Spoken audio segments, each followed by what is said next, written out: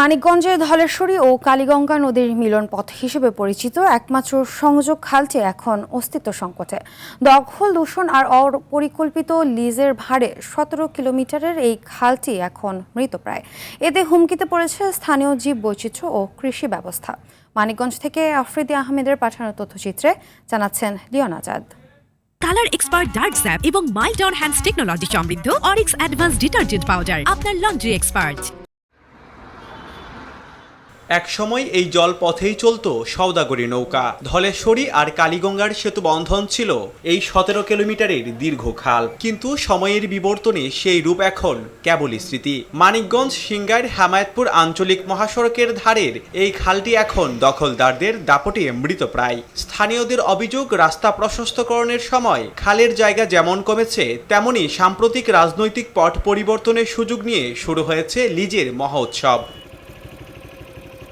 ৫ আগস্টের পর কেউ লিজের দোহাই দিচ্ছে, আবার কেউ কোনো অনুমতি ছাড়াই গিলে খাচ্ছে খালের বুক। দখলের এই দৌড়ে যোগ দিয়েছে মাটি খ্যাকুরা। নিজেদের সুবিধার্থে খালের উপর যেখানে সেখানে নির্মাণ করা হয়েছে ডাইভারশন সড়ক। ফলে সামান্য বৃষ্টিতে বিষিয়ে উঠেছে পানি, হারিয়ে যাচ্ছে জীববৈচিত্র্য। খালের চতুর্পাশে আমরা বাড়িঘর দেখতে পাই। এই বিগত দিনে এই বাড়িঘরগুলো ছিল না।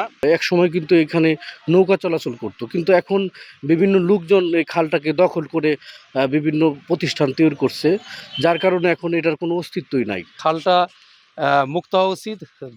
বিশেষ করে জলাবদ্ধতা দূর করার জন্য এই খালটা যারা দখল করছে দখল উচ্ছেদ হওয়া উচিত। যদিও এই সংকট সমাধানে দায়সারা আশ্বাস মিলল প্রশাসনের পক্ষ থেকে, তবে বর্তমান প্রশাসনের এই কর্মকর্তা জানালেন খালটি রক্ষায় তাদের পরিকল্পনার কথা। বিভিন্ন জায়গায় একটু দূষণের বিষয়টা আসছে, ময়লা আবর্জনা অনেকে ফেলে, আবার ডাইভারশনও হয়েছে কোথাও কোথাও। তো আসলে এটা দৃষ্টিনন্দন করার বিষয়ে যদি পদক্ষেপ নেওয়া যায়, এটা আসলে খুবই সুন্দর হবে।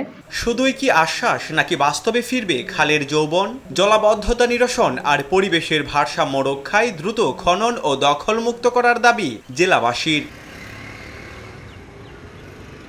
Leone Azad, RTV।